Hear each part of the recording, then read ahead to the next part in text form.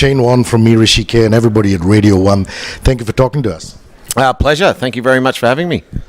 Would you pick out your key players for this season? I mean, Sanju Samson, one of your favorites, is in there. There's Ben Stokes. There's Jaydev Unadkat. You're going to have Steve Smith too.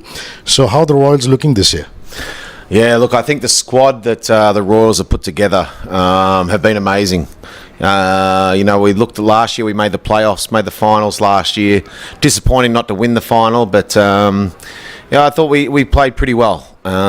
This year we've got a strong squad, another year of cricket into all the players.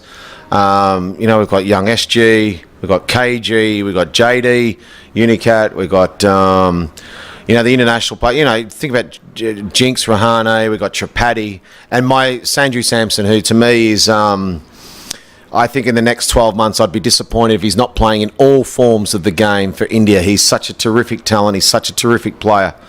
I'd be disappointed if he's not playing. I think he'll be player of the IPL this year.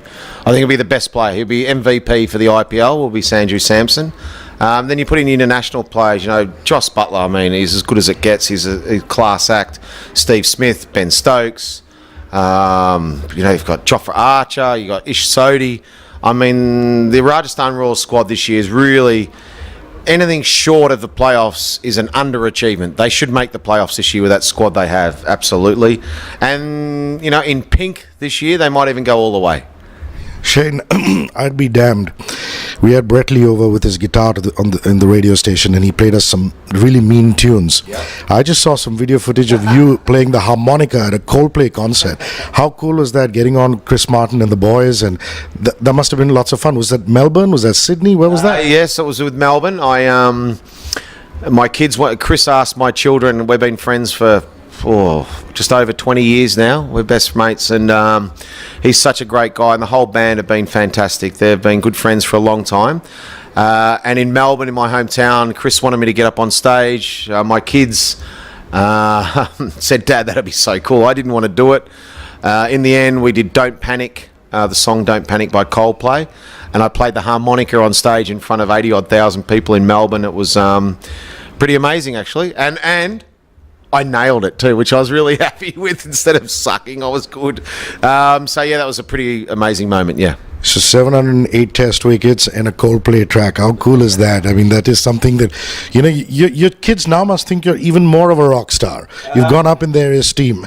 Well, I think, it's my job to embarrass my children. I think I do a pretty good job of that. But that was a pretty cool one. They said, a lot of their friends said, "Did you see your dad up on stage at Coldplay? How awesome was that?" So maybe I got a few brownie points from my children with that one, yeah.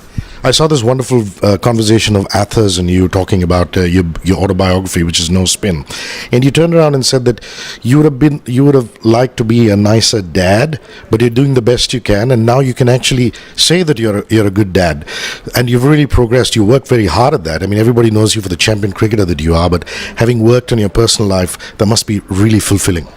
Yeah, look, I've always been a good dad, but I work on trying to be the best dad I possibly can. My kids have always been my number one priority, and my children no matter what. Unfortunately my work takes me around the world, which is great, but the sacrifices for working and putting them through schooling and putting a roof over their head and making sure they have nice things, my work takes me away from them. So, I try and be, I've always been a good dad no matter what, but to be a great dad, and that it takes a lot of time. It's not easy being a parent. A single parent is very tough. But yeah, look, I've got a great relationship with my children, and through some of the ups and downs of my life, it's been managed. The good thing out of it is means we talk.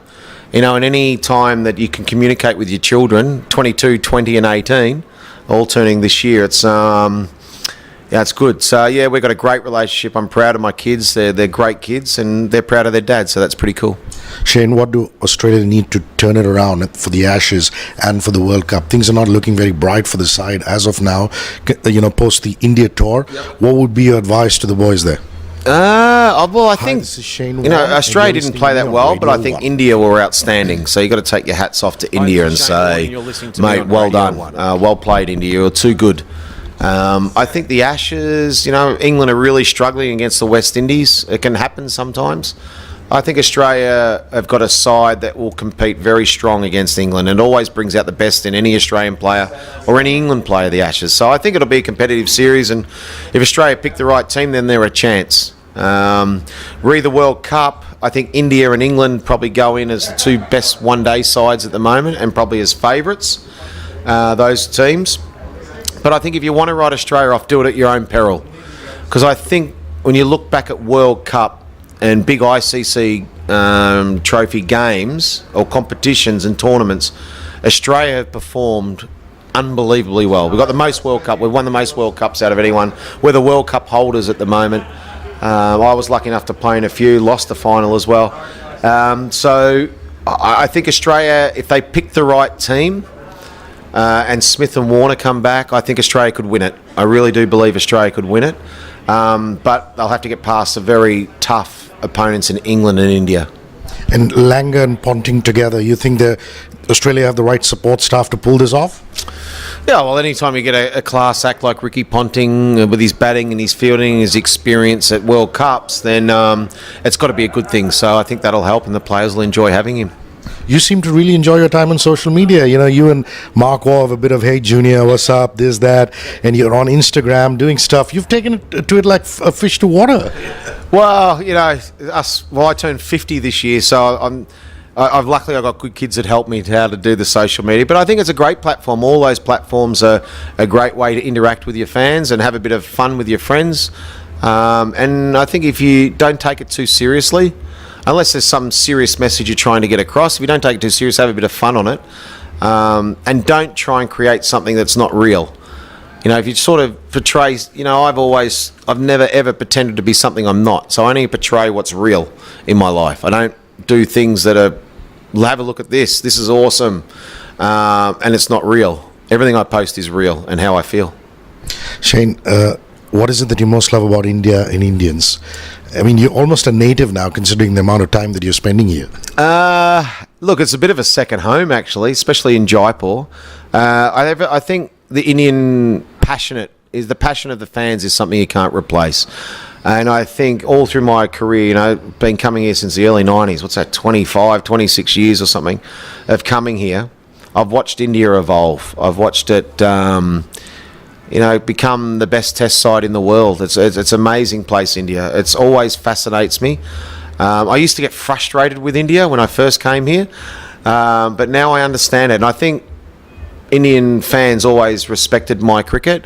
But I think in 2008, when we won as the captain coach of the Rajasthan Royals, I think they appreciated me putting my arm around young kids and helping them develop, and winning that in the first year was something super special.